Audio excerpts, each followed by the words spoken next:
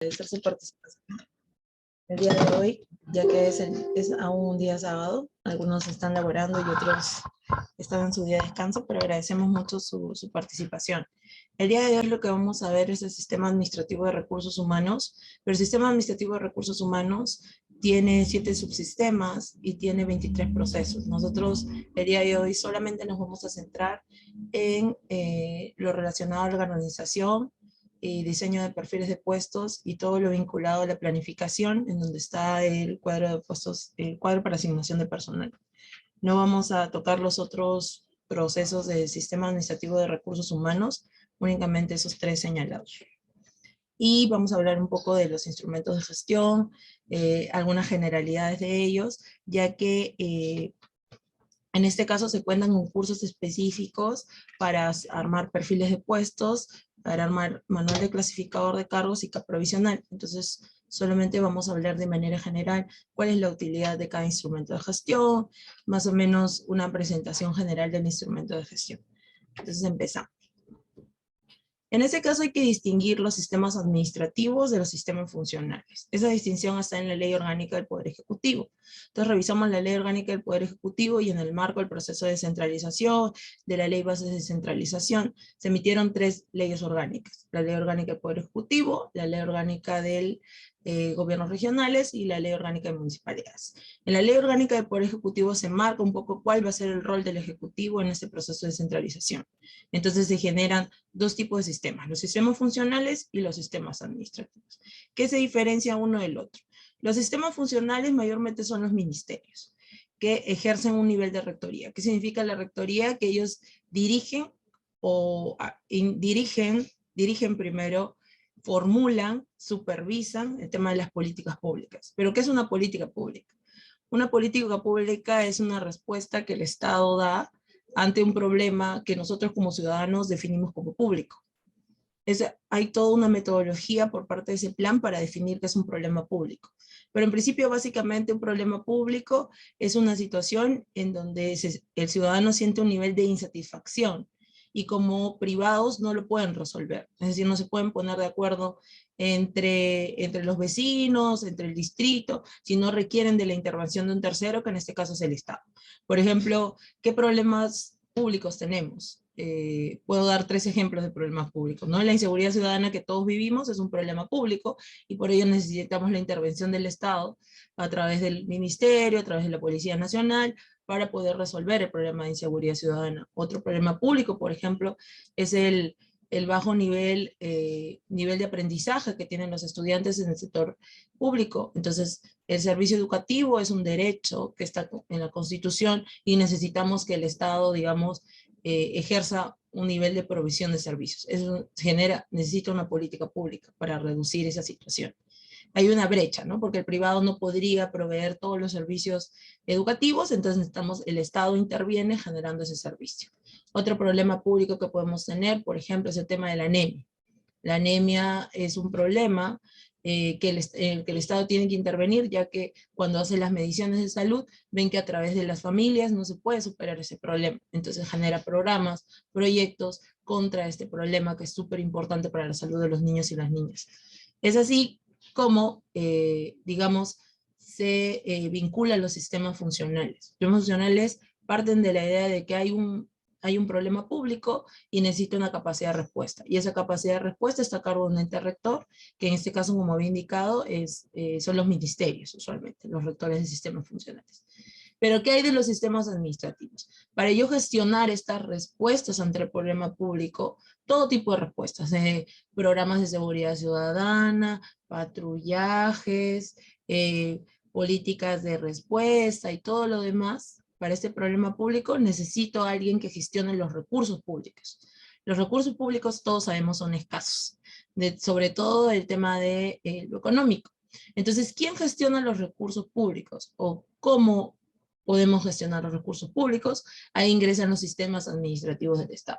Los sistemas administrativos del Estado ven esa parte operativa, no ven la parte estratégica de cómo responder a este problema público. Eso lo ven los sistemas funcionales, la capacidad de respuesta. Los sistemas administrativos lo que hacen es, si ya yo he decidido que, por ejemplo, para la inseguridad ciudadana voy a hacer programas de patrullaje integrado, más capacitación, más no sé, capacitación y más un sistema estratégico de, no sé, de mapas, del delito y demás, yo he decidido que esa va a ser mi estrategia. Los sistemas administrativos dicen, ¿cómo voy a usar los recursos para gestionar esas respuestas? Por eso tengo un sistema administrativo de presupuesto que me dice cómo hacer mi gestión de gasto.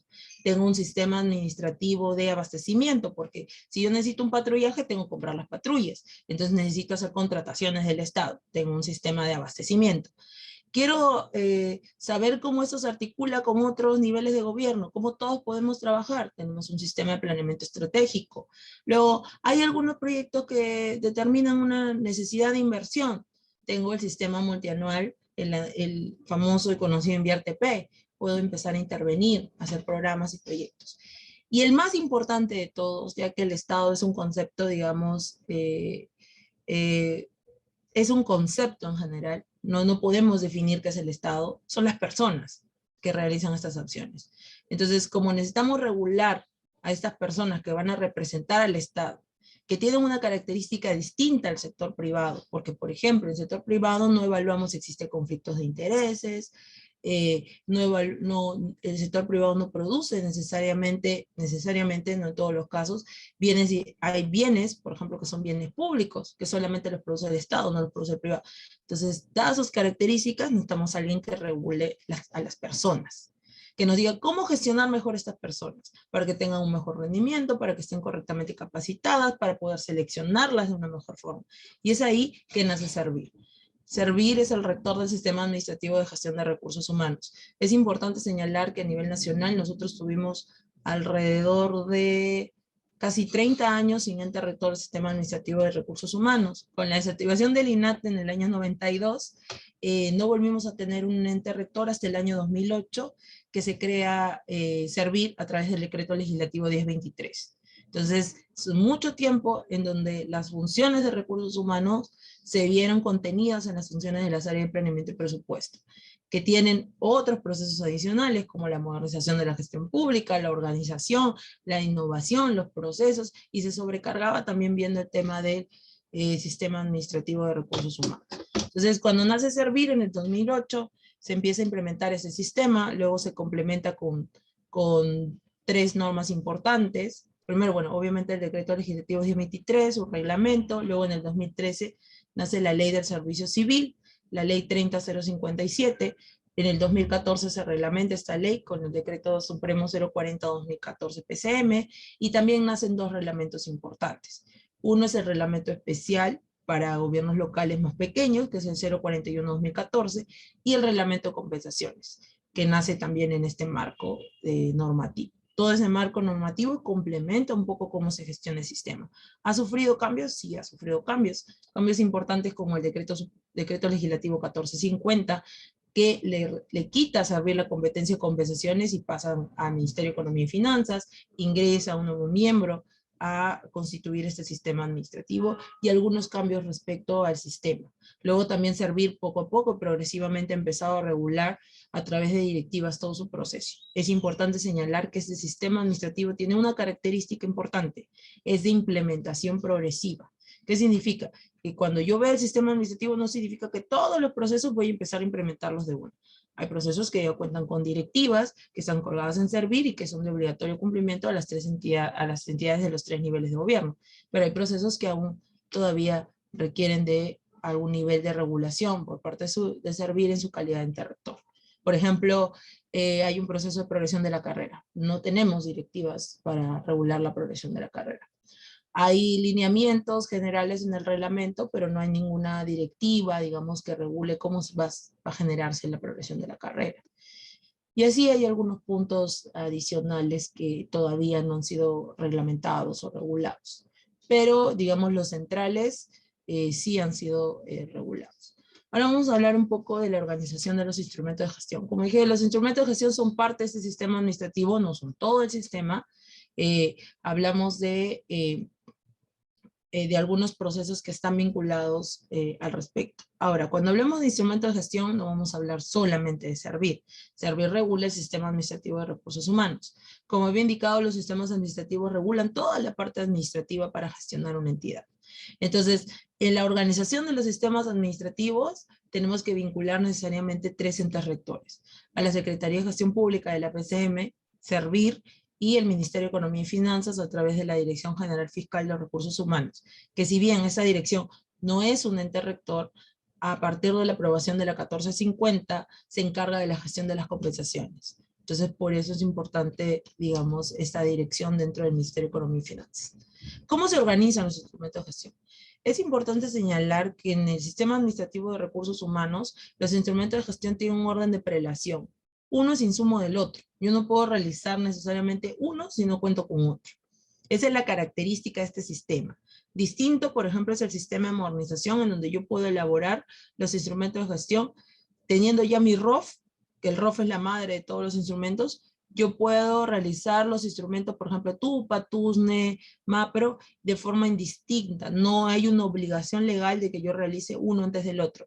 Distinto si nosotros leemos de manera concordada el Sistema Administrativo de Recursos Humanos y verificamos ciertos artículos en las directivas que lo regulan, que hace que un instrumento se vincule con otro. Entonces, ¿cuál es el primer instrumento que toda entidad debe tener para estar correctamente constituida? Un reglamento de organización y funciones, o si no alcanzo el reglamento de organización y funciones porque soy un programa, soy un proyecto, soy una dirección regional de educación, soy una dirección regional de salud, de acuerdo al decreto supremo, yo puedo tener un manual de operaciones, que digamos es un equivalente o un símil, pero es para entidades que no cumplen la característica de ser básicamente un pliego. Las entidades que no son un pliego cuentan con un manual de operaciones.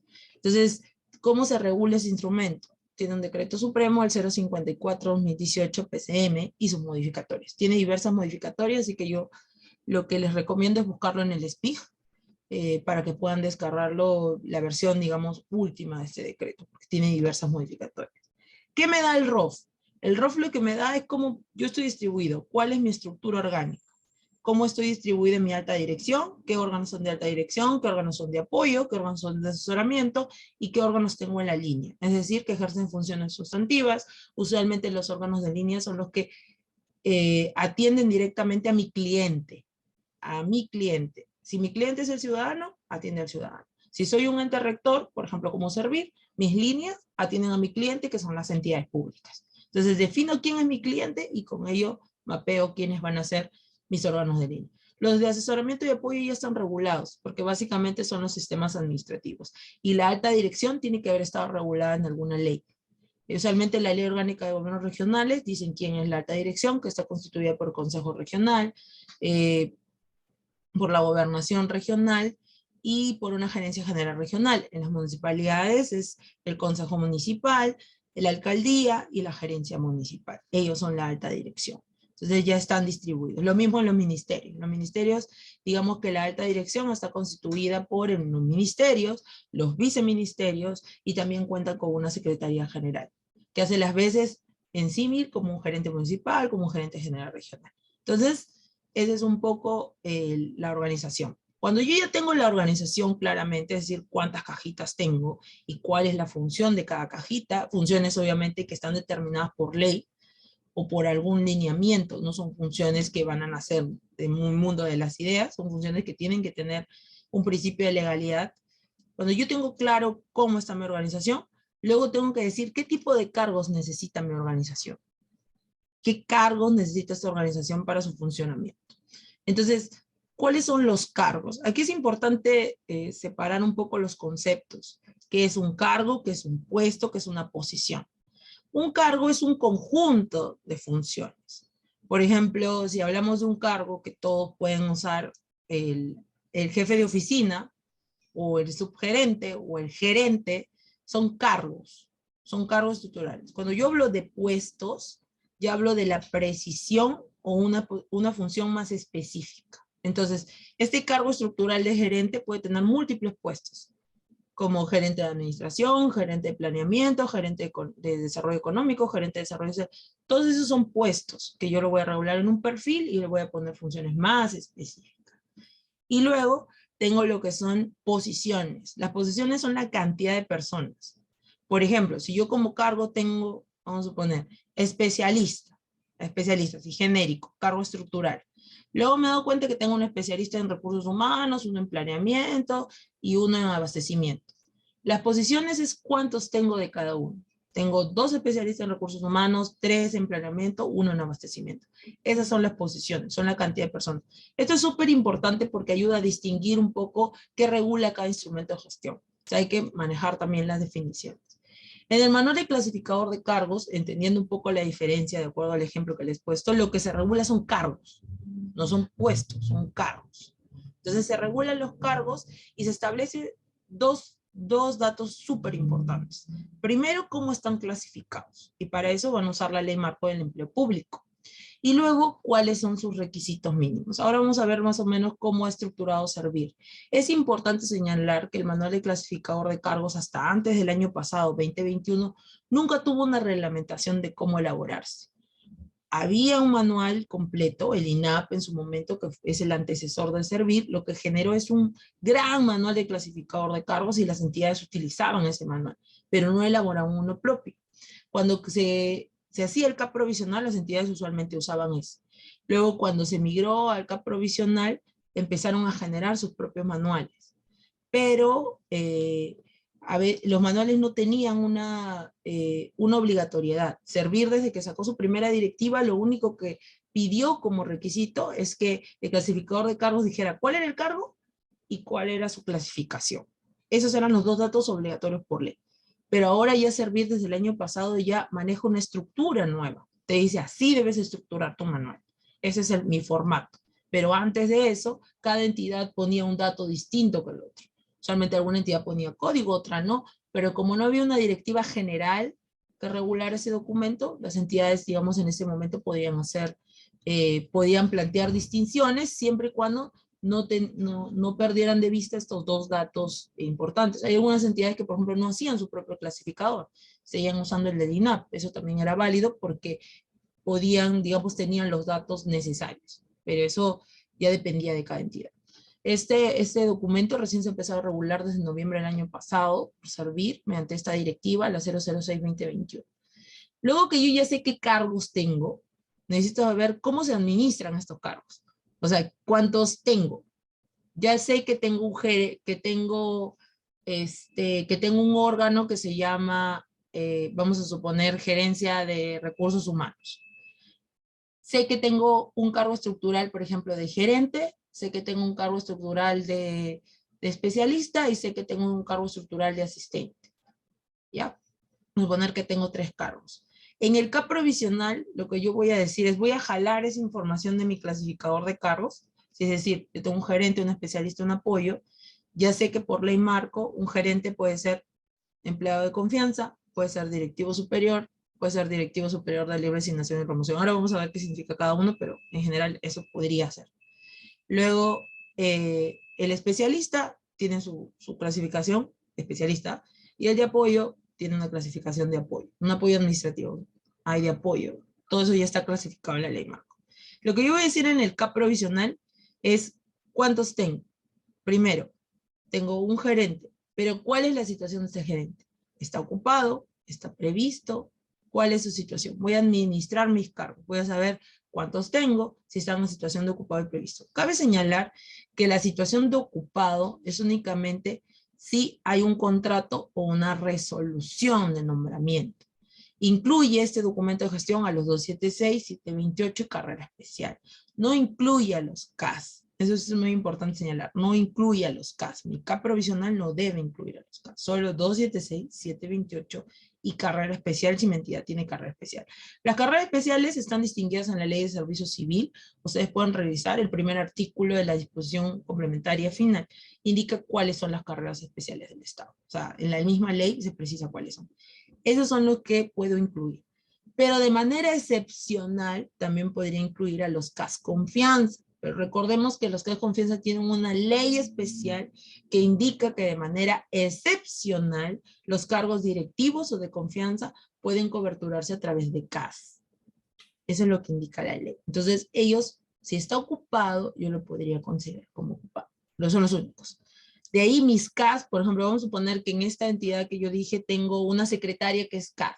La voy a poner en mi CAP no es obligatorio ponerlo, no necesariamente porque ella es CAF, no debe estar en mi CAP provisional. Eso sí es importante, porque a veces las entidades arman su CAP y lo arman inmenso porque van los 276, 728, si tienen, ponen los CAS, ponen hasta locadores, zonas de servicio, ellos no van en el CAP provisional.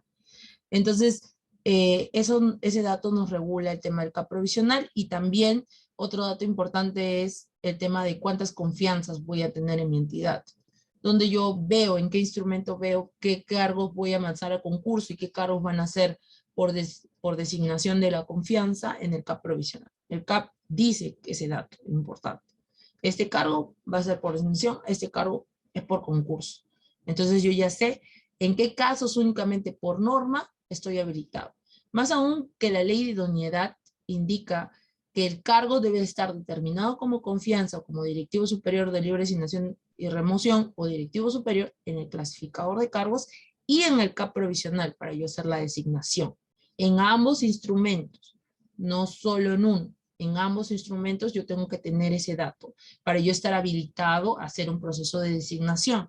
Es importante también que este proceso no estaba regulado antes. La ley de idoneidad ya lo regula, el proceso de cómo yo hacer esta vinculación. Antes habían informes legales de Servir, sí, hay informes previos, incluso desde el año 2017, en donde Servir regula este procedimiento, pero no estaban por ley, estaban en un informe técnico legal. Ahora ya están a nivel de ley y a nivel de reglamento. Entonces, pueden verificar que esos dos documentos son súper importantes para yo poder designar a una persona como confianza.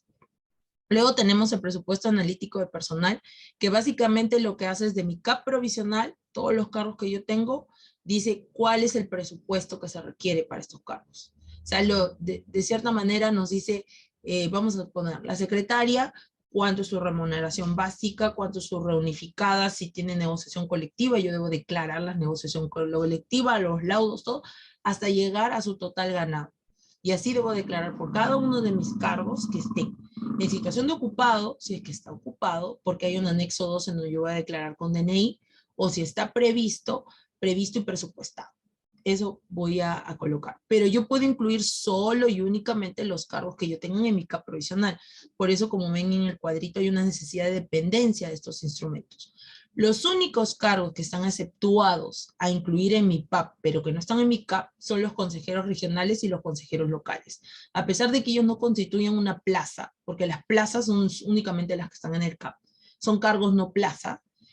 Hay una excepción en la directiva 005-2021-F5301, donde ellos deben ser incluidos. Pero son los únicos cargos de excepción. Si, por ejemplo, yo omití algún cargo y después me di cuenta que sí tenía un 276 y ahora lo quiero incluir en el PAP y no está en mi CAP, no voy a poder. Hay un artículo específico en la directiva del PAP que indica que el PAP nace de todos los cargos que yo tenga en el CAP provisional. Si no tengo cargos, ya no tengo cómo reordenar. De ahí vamos a hablar un poco de reordenamiento. Es un poco más específico, en realidad amerita un curso específico de CAP provisional porque tiene sus propios... digamos, sus propias características, pero vamos a suponer que no tengo más cargos, tengo solamente 3, y luego me di cuenta que tenía un cargo más, y ya lo quiero incluir en mi PAP, y no está en mi CAP, no se va a poder. La norma dice que solamente contengo los cargos que están en el CAP provisional en mi PAP. Luego, cuando tengo mi manual de clasificador de cargos, como ya dije, regula cargos, entonces yo voy a tener un cargo, por ejemplo, como gerente, pero obviamente no todos los gerentes en funciones generales hacen lo mismo. Por ejemplo, participar de comisión, emitir opinión, todo eso es como estándar, ¿no? Funciones estandarizadas. Pero también no es lo mismo un gerente de recursos humanos que un gerente de desarrollo social. Entonces, ¿dónde yo hago esa distinción? Tanto de requisitos más específicos, de funciones más específicas, a veces funciones sustantivas, en el perfil de puesto. En el perfil de puesto yo voy a estructurar esas especificidades de cada uno de los cargos. Hay una regulación de Servir en la directiva 004-2017, Servir/GDSRH. Ahora vamos a hablar un poco también, porque el perfil de puesto está directamente vinculado a lo que antes teníamos como manual de organización y funciones, ya que Servir indica en un artículo que cuando yo creo un perfil, voy dejando sin efecto de manera paulatina lo que es mi manual de organización y funciones. Es importante señalar que es de manera paulatina. No hay un habilitante legal para que yo apruebe un nuevo manual de organización y funciones. La norma del 95 fue derogada en el año 2013 por servir, que entró en vigencia el 1 de enero de 2014. Estamos hablando de manera progresiva a través de perfiles. También es importante señalar dos puntos antes de cerrar mi publicación general de los instrumentos de gestión. Una entidad que no está en tránsito, no ha avanzado su proceso de tránsito, no tiene una dotación aprobada por servir, no puede tener un manual de perfil de puestos. El manual de perfil de puestos solamente se elabora en el marco de mi proceso de tránsito. Si mi entidad aprobó un manual de perfil de puestos en este momento y mi entidad no está en tránsito, no tiene una dotación aprobada, ese manual tiene vicios, ¿ya? O sea, podría declararse nulo. Está vigente porque se aprobó. La vigencia es básicamente yo lo apruebo, lo publico, vigente, pero la validez es cuando yo sigo el procedimiento que el rector ha regulado. En este caso, no estaría válido ese instrumento, si mi entidad no cumple con los requisitos de la Directiva 04. Lo mismo pasa con el cuadro de puesto en entidad. El cuadro de puesto en entidad, mi entidad lo aprueba después de tener un manual de perfil de puesto, porque requiere del dato del subnivel para poder calcular las compensaciones. Entonces, si mi entidad tiene un cuadro de puesto en entidad y no avanzó en el tránsito, ese lo mismo, puede estar vigente ese documento porque lo aprobé, lo publiqué, todo lo demás, pero sería inválido porque no he seguido los lineamientos que ha emitido Servir. Estaría contraviniendo la norma de Servir. Eso es súper importante. Estos son los instrumentos de gestión mínimos de una entidad que aún no ha culminado su proceso de tránsito, o a lo mucho todavía está en su proceso de dotación de personal. Si la entidad ya aprobó su dotación, ya puede elaborar el MPP, pero igual se sigue gestionando con estos documentos hasta que apruebe el MPP. Cuando una entidad aprueba el MPP, automáticamente el manual de clasificador de cargos queda sin efecto. Los perfiles y MOF y todo lo demás que yo he aprobado queda sin efecto. Empiezo yo con el MPP. Y si yo voy a seguir contratando CAS, solamente si yo voy a seguir contratando CAS, sigo generando perfiles hasta que yo culmine todo el proceso de tránsito, porque el MPP es para los 30057, 276, 728 y carrera especial. Si yo voy a seguir contratando CAS, sigo haciendo lo que es mi perfil. Pero cuando entre en vigencia el MPP ya deja sin efecto el clasificador de cargos y lo que es el manual de organización de funciones. Lo mismo con el CPE. El CPE entra en vigencia, elimina el cuadro de puesto de la entidad y el presupuesto analítico de personal.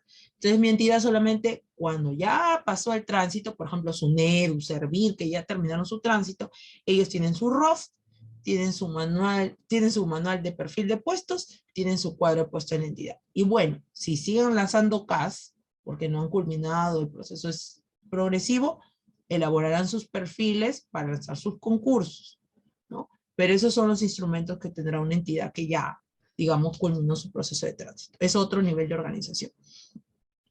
Como ya adelanté un poco, el reglamento de organización y funciones define las funciones, la estructura orgánica de mi entidad, es decir, las cajitas, podríamos decir que son las cajitas, que yo requiero como entidad para cumplir mi misión, mi visión, mis objetivos.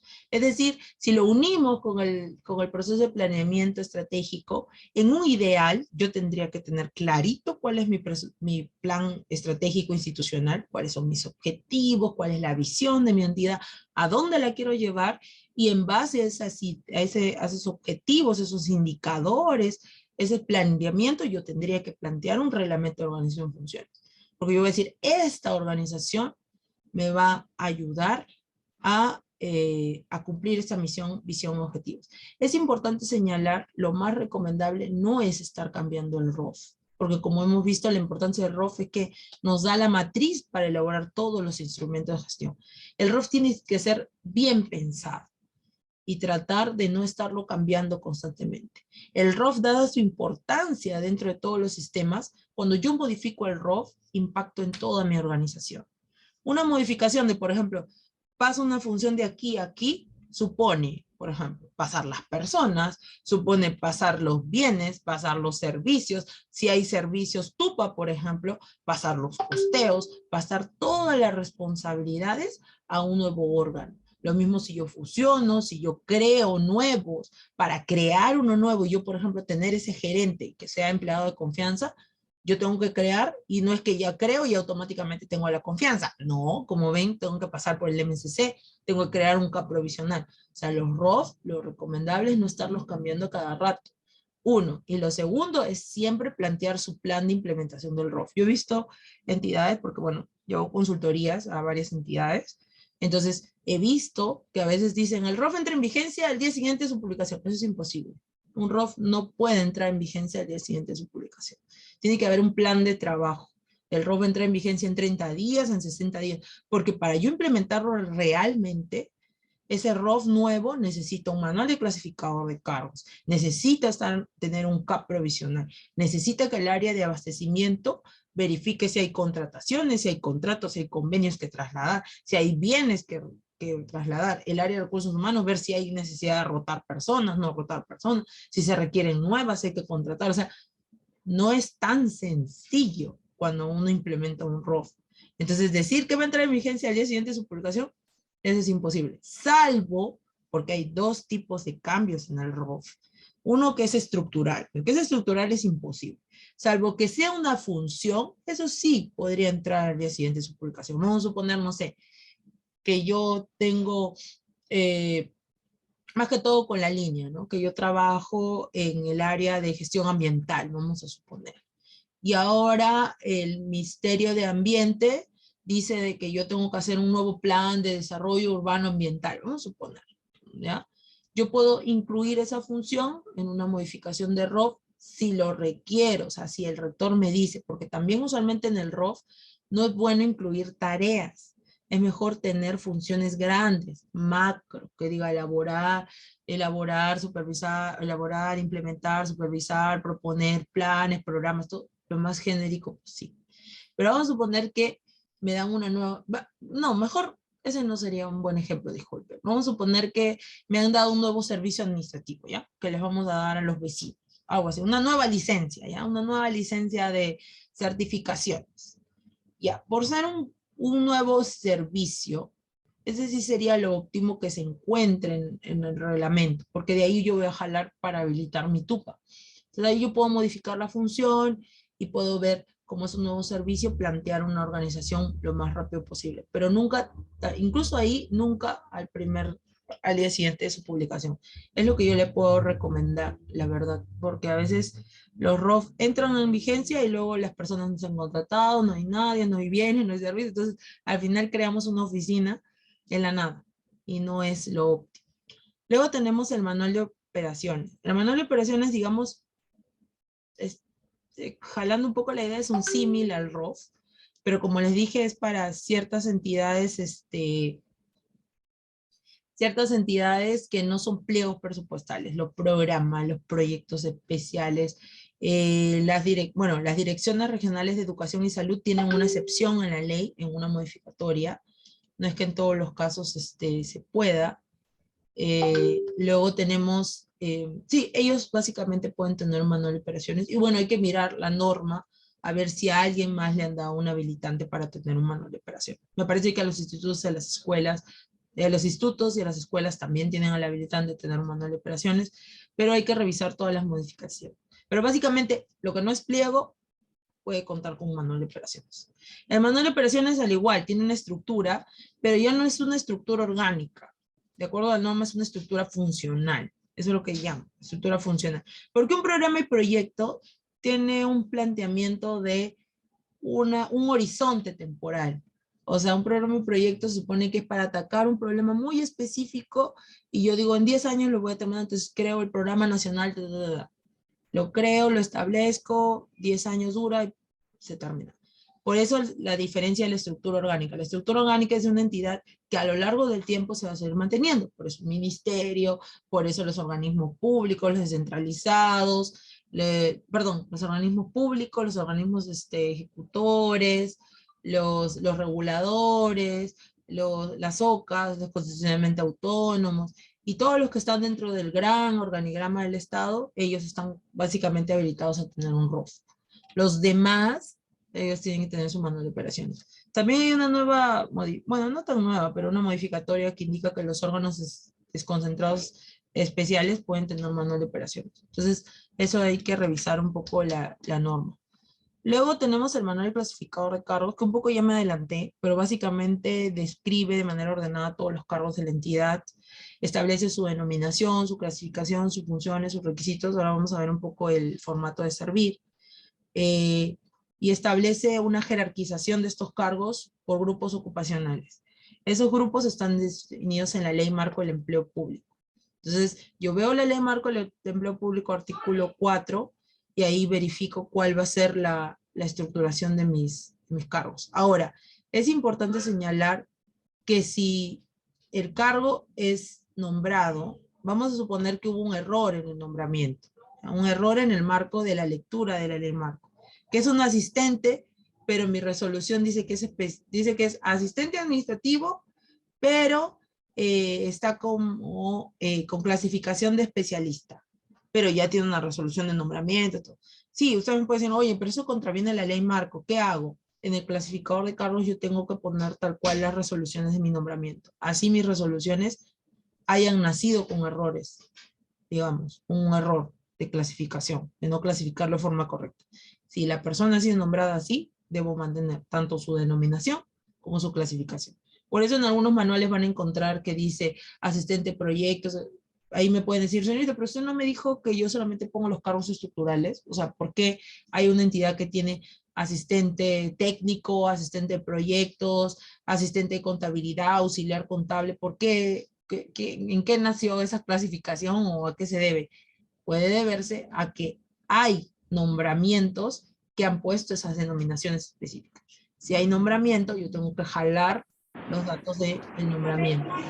Después, ¿cuáles son los criterios de elaboración del MSC? El MSC ustedes van a buscar la ley marco del empleo público para poder determinar la clasificación de los cargos.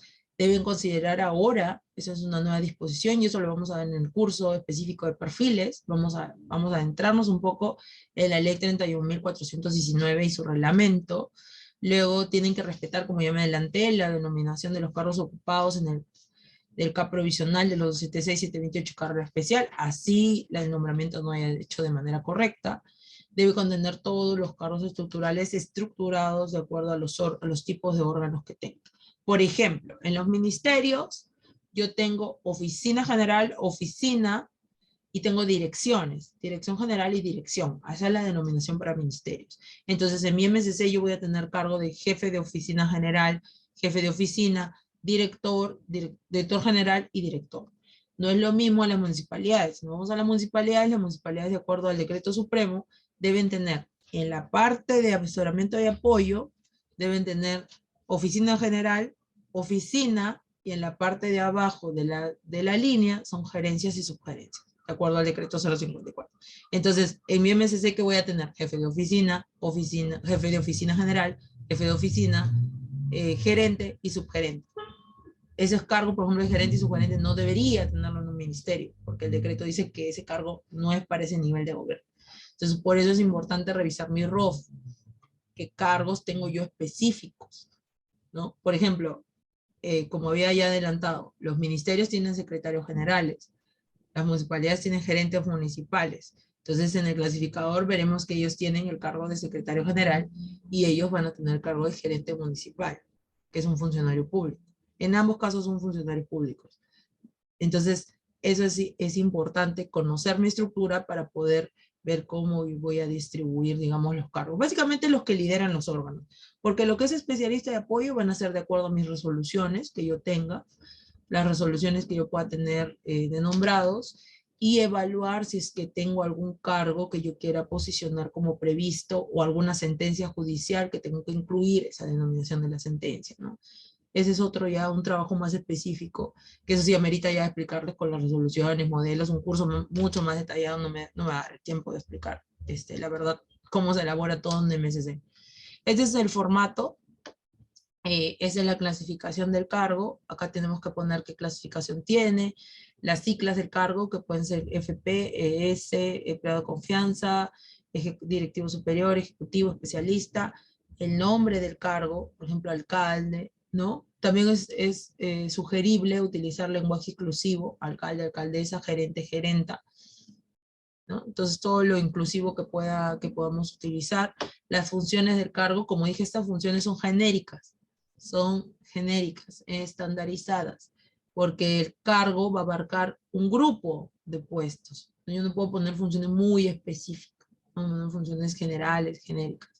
Los requisitos, que ahora servirlo ha regulado de esta forma, requisitos de formación académica, yo voy a poner el nivel educativo, el grado académico, la experiencia, que debo ponerla en dos sentidos, la experiencia general, que incluye sector privado, sector público, la sumatoria de la experiencia específica, que puede ser en funciones similares, en cargos similares o en el sector público, y requisitos adicionales, pero únicamente esto lo voy a habilitar si hay una ley, un reglamento, algo que haya establecido un requisito específico adicional para este cargo. Por ejemplo, el jefe del órgano de control tiene su propia directiva, en la directiva se establecen algunos requisitos adicionales, lo pondré. Si tengo procurador, pondré el decreto legislativo que regula el Sistema Nacional de Defensa Jurídica, porque ellos también tienen otros requisitos específicos más allá de los que estipulan esto de aquí.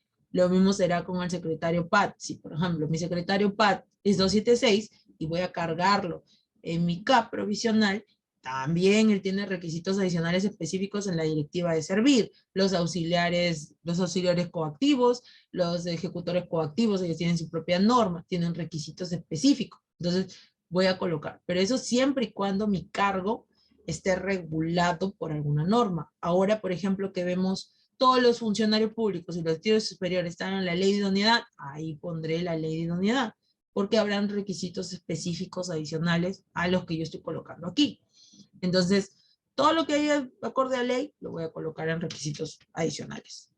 Este manual, como habíamos visto, se vincula un poco con los perfiles de puestos. El perfil de puesto, como ya había explicado, es una información mucho más específica, estructurada de dónde se ubica el puesto, cuál es la misión de este puesto, o sea, la misión es qué es lo que yo quiero lograr con ese puesto, cuál es el objetivo central de este puesto, las funciones mucho más específicas que la que tengo en el clasificador de cargos, los requisitos también voy a colocarlos. Aquí un punto importante, la directiva de servir indica lo siguiente, la 004 que regula este perfil, indica que yo no puedo colocar requisitos menores a lo que yo he dispuesto en el clasificador, salvo que yo sustente una modificación a mi clasificador.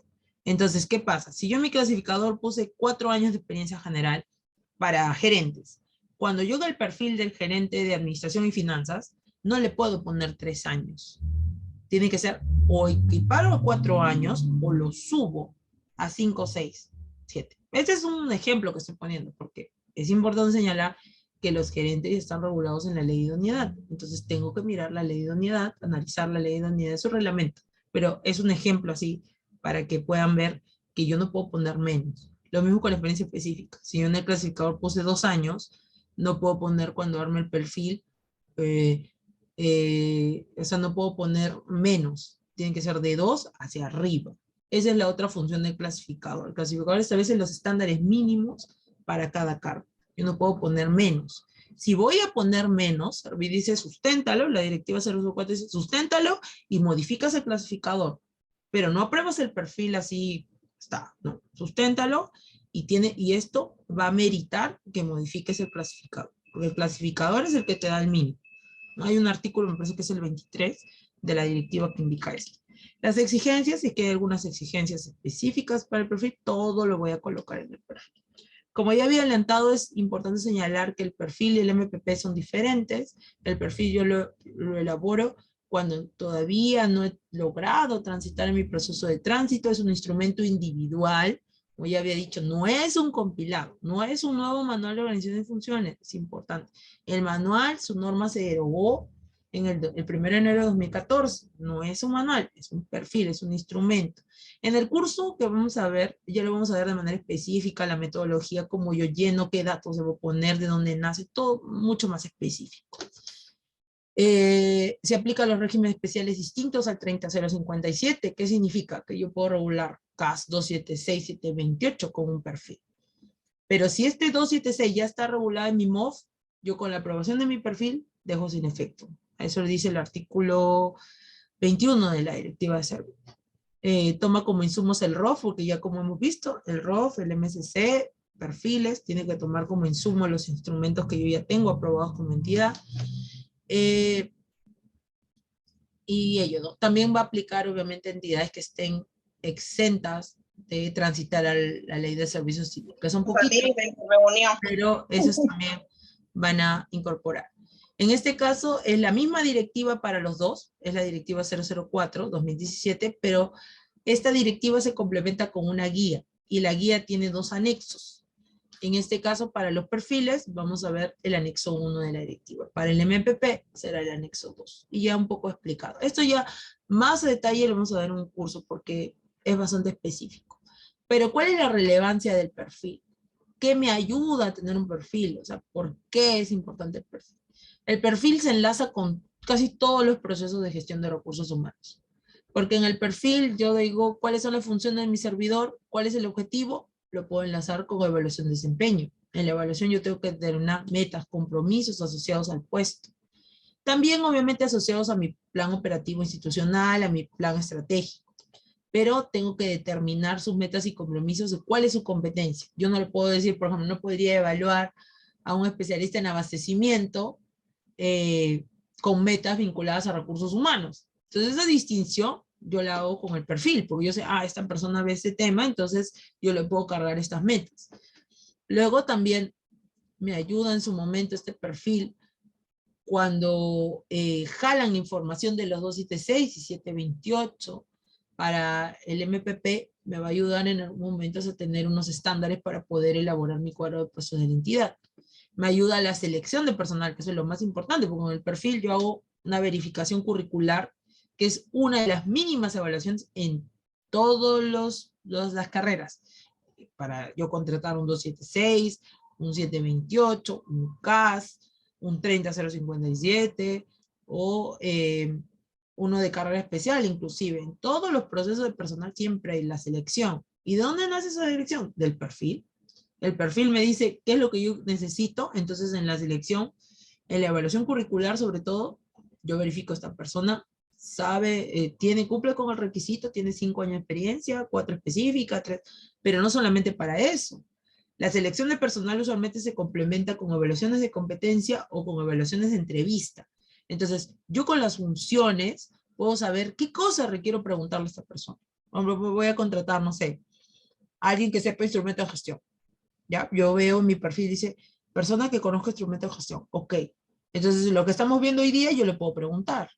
Porque yo en el perfil ya vi que yo necesito. Entonces, a mí me están evaluando para contratarme, ¿ya? Vamos a suponer. Entonces me preguntaría, una entidad, ¿cuál es el primer instrumento que debe tener para poder desarrollar el MSC K provisional? Ya, el ROF.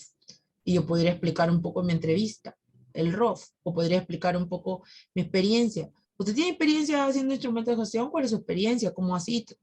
Todo eso lo puedo dejar en mi entrevista. Entonces el perfil me ayuda a mi proceso de selección. A vincular también, porque va a decir en la vinculación, en el contrato o en la resolución, va a decir, esa persona va a asumir este puesto, este cargo, este puesto. Entonces yo ya sé qué funciones va a realizar esta persona. En el periodo de prueba también, porque si yo tengo, el periodo de prueba no es para todos los cargos, pero los cargos que son aplicables en los regímenes también, porque el perfil me va a ayudar a decir si la persona cumplió o no pasó el periodo de prueba. En desplazamiento también, porque cuando yo hago desplazamiento de personal, rotación, movimientos, tengo que verificar que voy a rotar a la persona a un cargo de similares características en el que tiene. Eso pasa con los 276. La norma de desplazamiento, me parece que es del año 82, indica que yo tengo que pasarlo a un cargo a otro. Y tengo que verificar que el cargo cumple con las características. Entonces, con el perfil, puedo mirar. Con el MSC, puedo mirar. A la progresión de la carrera también. Porque si yo le pongo en un cargo apoyar, yo sé que yo tengo un asistente. Si yo pongo elaborar, yo sé que tengo un analista. Si yo pongo supervisar o elaborar documentos de mayor complejidad, tengo un especialista. Entonces ya con los perfiles, a través de las funciones, yo he elaborado una línea de carrera. Es importante señalar que únicamente en el sector público tienen progresión de la carrera 3 regímenes. Los 276, aunque está cerrado porque no hay concursos de progresión por temas de presupuesto, de la ley de presupuesto, los 30057, ellos sí están habilitados a la progresión de la carrera, y las carreras especiales, que regulan muchas veces progresión de la carrera, ¿no? La carrera pública magisterial, por ejemplo, la carrera militar y todas las carreras especiales regulan cómo hacer una progresión de la carrera. Pero por eso justamente el perfil ayuda a saber dónde voy a progresar, o sea, cuál es el siguiente, qué sigue. Entonces, el perfil me va a ayudar con los verbos, con los verbos y las funciones, a saber que tengo un techo de progresión de la carrera. Cuáles son los cargos y cómo se progresa en las funciones que realiza.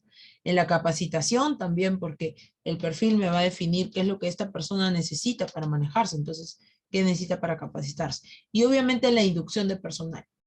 Porque si yo requiero inducir a esta persona qué es lo que va a requerir para su trabajo, voy a decirle, voy a mirar el perfil. Voy a saber qué tipo de perfil estoy contratando. Este es un poco el perfil, lo voy a mostrar de manera muy rápida porque en realidad eso sí amerita un curso metodológico para explicar cómo llenar cada una de las casillas.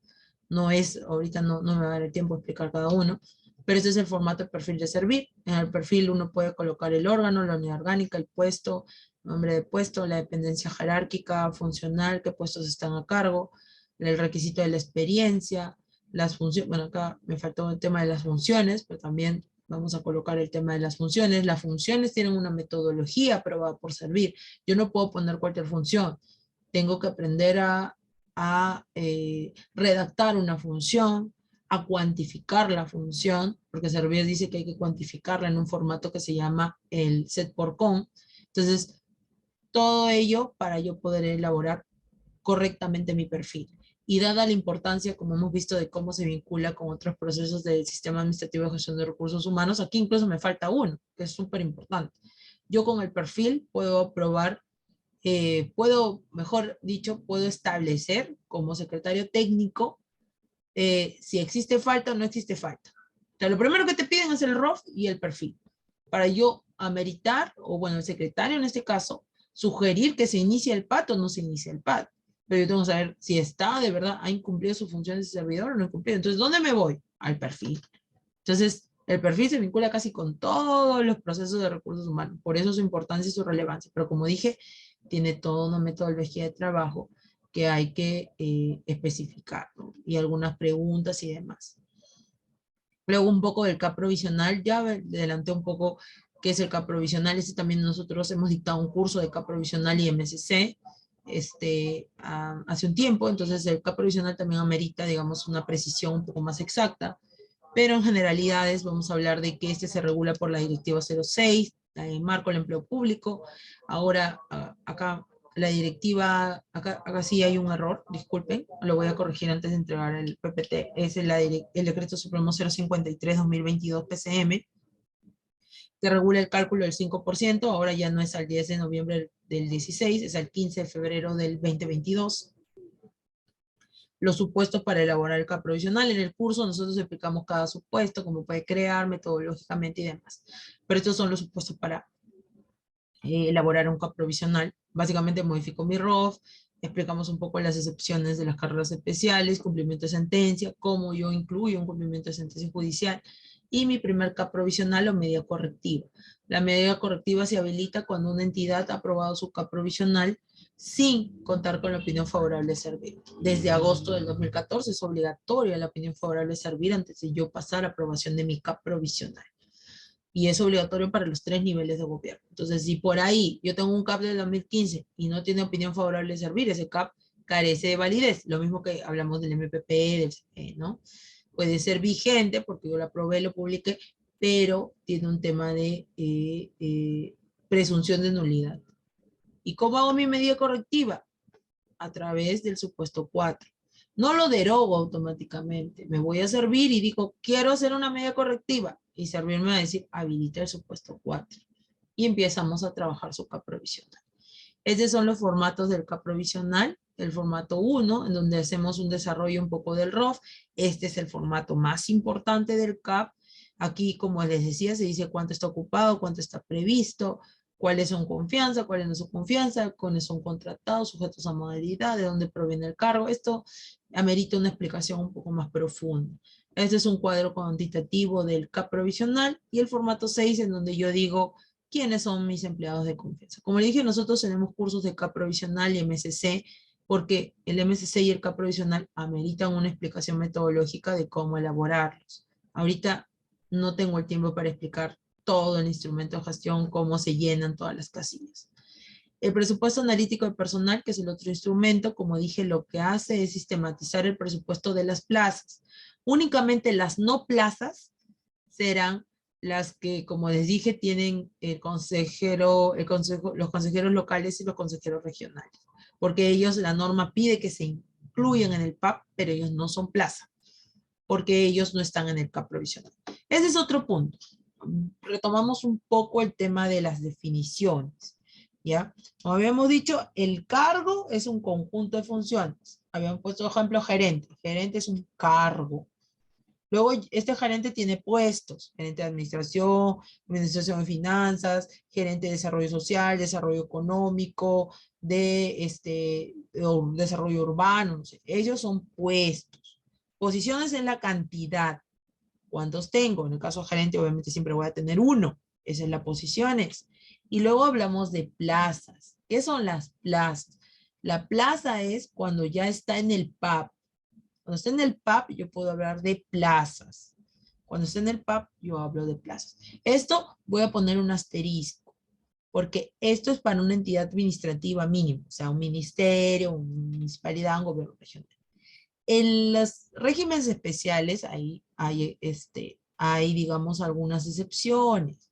Por ejemplo, los docentes, ellos tienen su excepción, de que ellos no arman necesariamente su PAP, porque hay una excepción a la ley de presupuesto. Y ya de entrada podemos hablar de plazos, pero esos son casos específicos, excepcionales. Tendríamos que hablar de cada entidad pública para poder hablar de sus excepciones.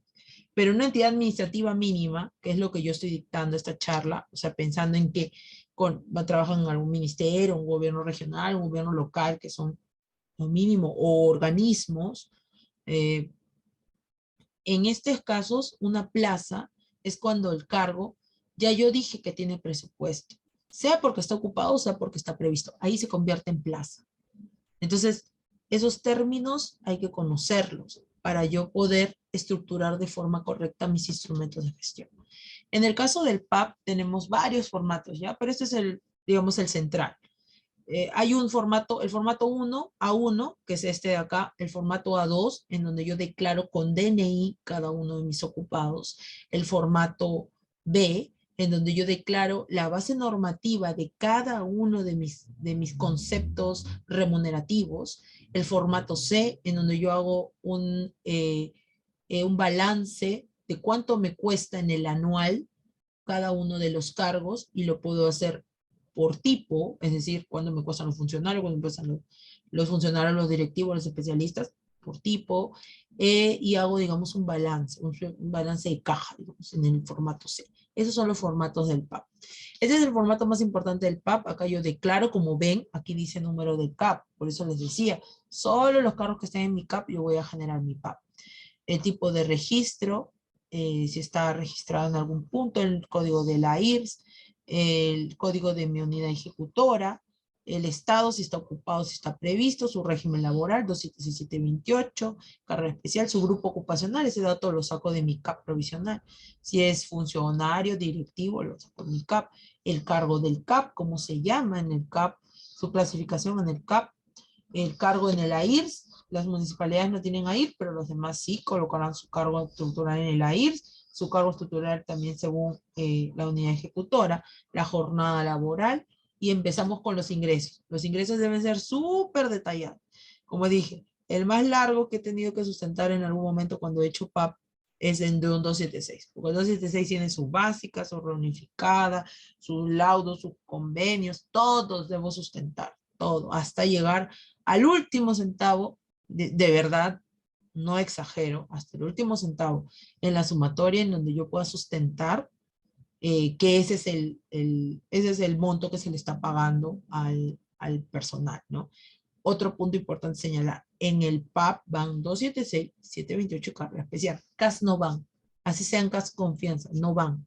Nada, CAS no va en el PAP. CAS confianza, distintos en el CAP, como dije, en el CAP sí, yo creo ese cargo así, yo lo vaya a cobertura por un 76, 728 CAS, no le importa, en el CAP está, pero en el PAP no. En el PAP no va nadie que sea CAS, así sea CAS confianza, nadie. Solo 276, 728. Y también obviamente sustento mis sentencias judiciales. Las sentencias las voy a incluir, porque ellos, las sentencias, bueno, la reincorporación de las sentencias siempre son 276, son 728, o a veces a la carga especial también. Entonces, todo ello lo voy a incluir en mi PAP. Ahora, un dato más, porque veo que me han preguntado por los institutos, me parece. Ya. Si mi entidad no está habilitada a tener un manual de operaciones, yo no voy a seguir la ruta. ¿Ya? Esto ha pasado, por ejemplo, con los colegios. Las instituciones educativas no tienen un habilitante legal para tener un manual de operaciones. Entonces, no pueden seguir este proceso. Eso lo tienen los cargos. Bueno, ahí ellos tienen una excepción a la ley de presupuesto, pero he querido agarrar ese caso. Otro caso, las UGELs. Las UGELs no tienen un habilitante legal para tener un manual de operaciones desde el 131-2018. ¿Qué es lo que dice el 131-2018? Que la estructura de las UGELs van a estar ¿dónde? En el manual de operaciones de la DREL, de la DRE. A la DRE le dan esa potestad, a la DRE o GRE según corresponda, pero a ellos le dan. Lo mismo en MINSA. En MINSA dice, ojo, las direcciones de salud están habilitadas a tener manual, los institutos de salud y los hospitales. Revisen por eso el Decreto Supremo 054-2018 y revisen por favor sus modificatorias. Búscalo en el SPIG, esa sería mi sugerencia, porque tiene muchas modificatorias. No lean el texto primigenio, porque las modificatorias han traído nuevos cambios en cómo se organizan las entidades públicas. Entonces, esa sería mi recomendación. Entonces, un poco, ese es el core de la charla del día de hoy, saber cómo se organiza ese instrumento de gestión, conocer un poco la utilidad de manera general. Como les dije, nosotros en Asociados Consulting hemos dado cursos ya de cómo elaborar el manual de clasificador de cargos, cómo elaborar el CAP provisional. Aún no hemos hecho uno del ROC, pero de manual de clasificador de cargos sí, de CAP provisional se ha hecho, de manual de organización y funciones y perfil, que ese es el próximo que vamos a dictar ahora durante el mes de octubre y que los invitamos obviamente a participar, porque como han visto, cada instrumento de gestión tiene una norma rectora que lo ha emitido su ente rector del sistema administrativo y tiene una metodología detrás. Vemos las tablas y todo, pero las directivas, usualmente lo que se hace es emitir lineamientos y directrices, pero no necesariamente la parte metodológica. Lo que nosotros hacemos en el curso es decir, es explicarles esta parte, que ustedes la pueden conocer simplemente agarrando su directiva y leyéndola, esa es la verdad, pero también lo complementamos en los cursos con la parte metodológica, cómo deberían hacer el proceso. Y bueno, en mi caso, que he estado a cargo del curso de perfiles, clasificador de CAP provisional, he tenido la oportunidad de elaborar estos instrumentos, presentarlos a servir en asesorías a otras entidades públicas y tener la opinión favorable de servir en estos instrumentos. Entonces, eso también ayuda a que a nivel metodológico podamos ir afinando, ¿no? Ir afinando y explicándoles cómo hacer de manera lo más óptima posible su instrumento en miras a que servir les dé su opinión favorable, ¿no? Y esto obviamente desde un ambiente más educativo, metodológico, dándoles todas las pautas, todos los lineamientos y absolviendo sus consultas. Entonces, eso sería todo. Me he excedido unos 5 minutitos. No sé si vamos a responder algunas consultas o cuál es la dinámica. Sí, correcto. Sí, nos hemos excedido de los minutos programados. Muy bien, estimados alumnos, entiendo que hay diversas preguntas, hay diversas dudas referente al tema que hemos tratado el día de hoy. Quiero mencionarles que esta introducción, ¿no? Es en base al curso que vamos a desarrollar ahora, que da inicio este sábado 15 de octubre, correspondiente al tema de diseño de perfiles de puestos. De igual manera, quien nos va a acompañar en calidad de exponente es la magíster Meribeth Morales Espino. Quiero mencionarles también que estamos teniendo dentro de esto un bonito descuento para cada uno de ustedes que deseen, las personas que deseen continuar con el proceso de este curso. estamos brindándole un 60% de descuento. Dentro de ello también vamos a sortear, de acá en un momento vamos a sortear lo que es una beca que vamos a otorgar por parte del programa Capacita Más de AIM Asociados Consulting, ¿sí? Vamos a proceder con el sorteo, ¿sí? Para que todos ustedes aquí justamente en vivo, para que lo puedan ver. Si me permiten un momento, voy a compartir mi pantalla.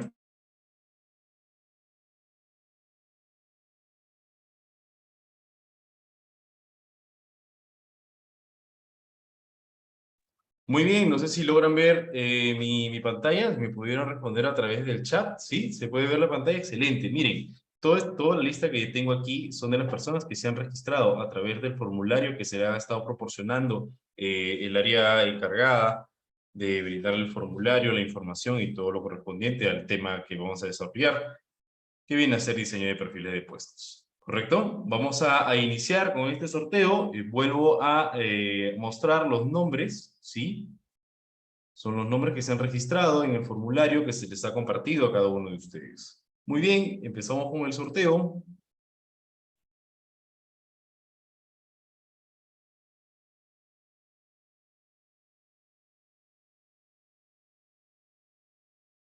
Y atención, la ganadora de esta beca es Judith Mezco Yancay. No sé si se encuentra presente en este momento, Judith Mezco Yancay. Bueno, de igual manera, estaremos comunicándonos con ella para mencionarle que ha sido ganadora de esta beca, ¿sí? Muy bien, estimados alumnos, estimada Meribet, agradecerle a usted por la introducción del día de hoy.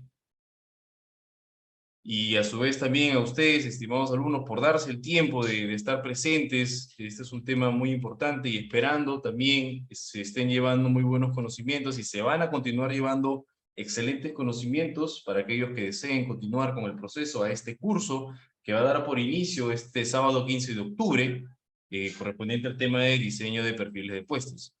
Vamos a estar informándoles un poco más mediante el grupo de WhatsApp, ¿sí? Vamos a estar informándole a cada uno de ustedes. Y bueno, sin más preámbulos, doy por concluida esta charla de actualización del día de hoy, ¿sí? Muchísimas gracias a todos ustedes. Que tengan un excelente fin de semana.